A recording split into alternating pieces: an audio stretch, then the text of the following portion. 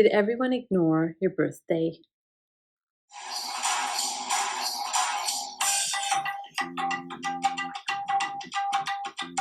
Hi there, and welcome back to Ask Dr. Saira, the show where I answer your questions about personal growth, mental health, and relationships.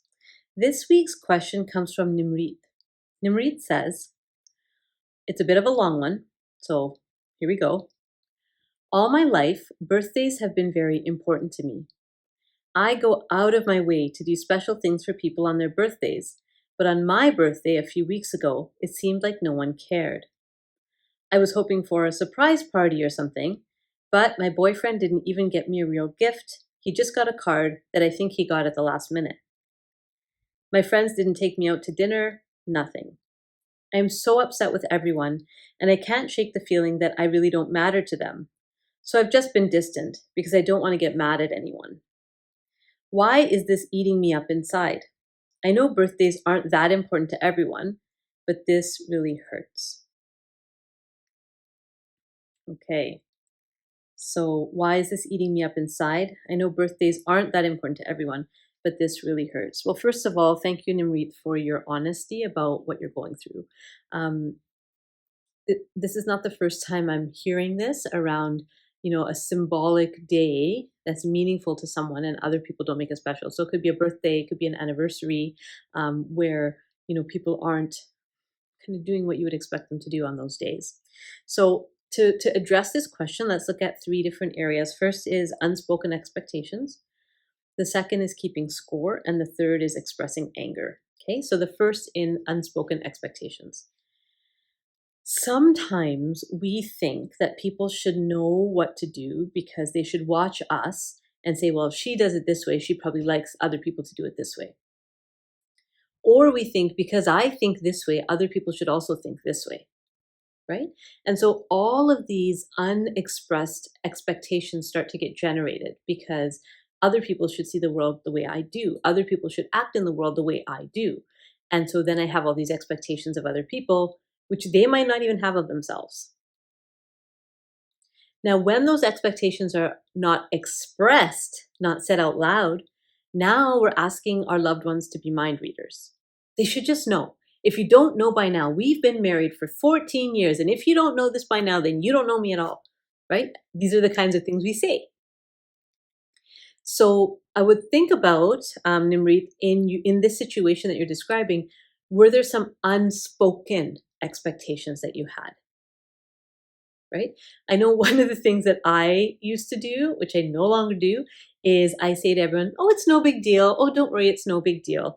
It was a big deal. I wanted people to make it a big deal, but I kept saying it was no big deal. So people believed me and they didn't make a big deal. And then I would be so disappointed. And I was saying it's no big deal because I didn't want to inconvenience everyone. I didn't want to seem needy. I didn't want to seem like I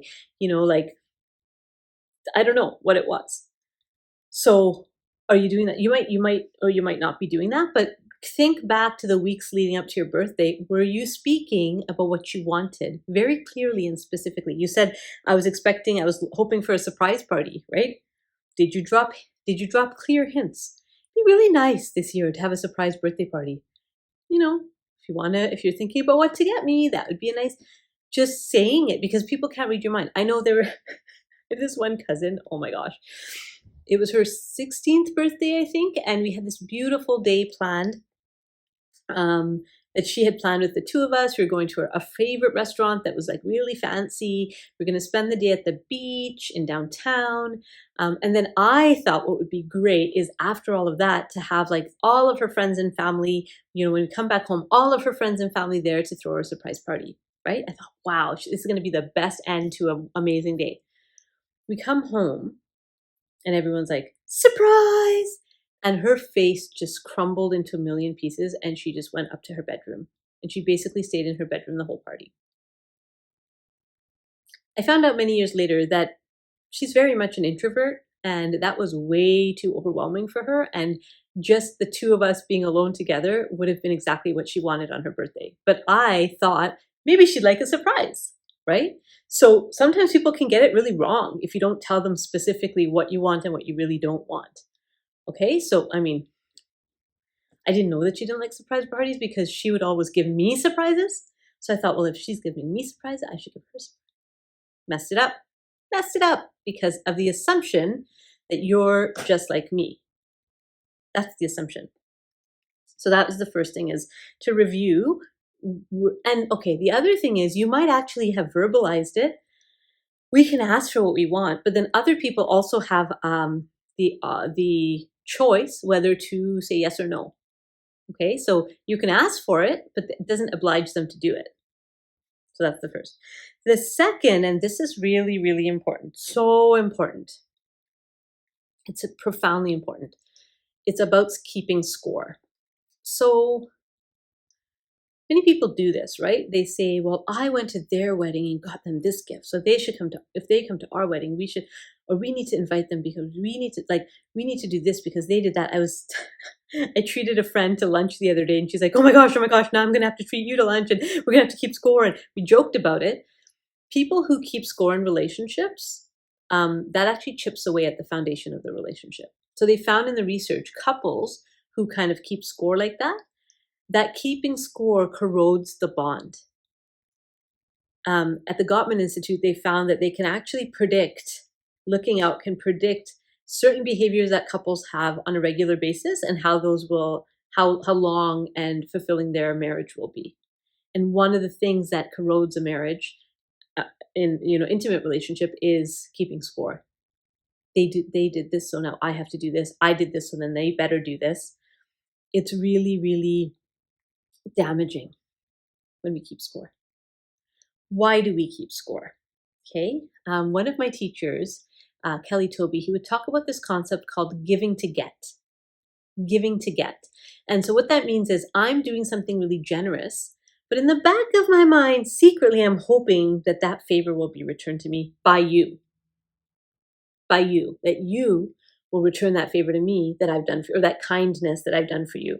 And it's a really kind of passive aggressive way of getting our needs met, because we're not going to actually ask for what we need. We're going to be generous and kind and loving to other people, hoping that those people will also do the same for us.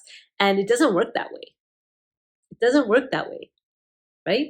And it's kind of giving to get kind of has a sticky energy to it, right? Because you're not just giving wholeheartedly, open-heartedly, you're giving with a little bit of an agenda. I talk a lot about this when I'm working with volunteers or people working in voluntary organizations, giving of their time. That do you expect the same when you're volunteering than when you're getting paid to do the same thing? Probably not, because when you're getting paid to do something, it's obvious that you're going to get something back for what you're doing. When you're volunteering, you're not getting like a financial remuneration. You might be getting a sense of satisfaction, but you're not getting the same value for your actions. But people still volunteer because there's a sense of fulfillment in that, right? We're not giving to get in that context. We're actually giving to give. So that's what I would say about that, is all of these birthdays that you've planned for all of these friends in the past, or all of these gifts or whatever, was there a part of you that was giving to get? Do some soul searching on that one. The third thing is around expressing anger. So you mentioned, I feel like I don't matter to them, so I've been distant because I don't want to get mad at anyone. So this tells me something about the way that you communicate, right? That you might, instead of having difficult conversations, you might just avoid the difficult conversations, which also means that you might not have had those earlier conversations that would have set you up for the birthday that you wanted, right? So could you think about different ways that you might learn to express anger, right? Rather than just kind of going off and being distant and being hurt, and they might notice or they might not even notice that that's happening. Could you start learning to express your anger? And it doesn't necessarily have to be towards the people, necessarily. Sometimes it's helpful to have that honest conversation. Sometimes it's really not helpful. But a good place to start is in your journal. Just writing out, I call it a rage letter. Yeah, so you write out a rage letter, just get all the anger out, all the words that you would never say to them face to face, but you just hear them in your own mind. Write it out on that paper, and then lovingly let that paper go. Rip it up, burn it up, throw it away, just let it go. Do not press send, and do not type the letter, actually write it out by hand. So that's one way of starting to express your anger. And you don't necessarily, like I said, have to express it to those people. That may be wise or not, depending on your context. But after the rage letter, that's when if you wanted to speak to those people, that's when you would do it. Because the rage letter allows us to dump all of the survival brain stuff.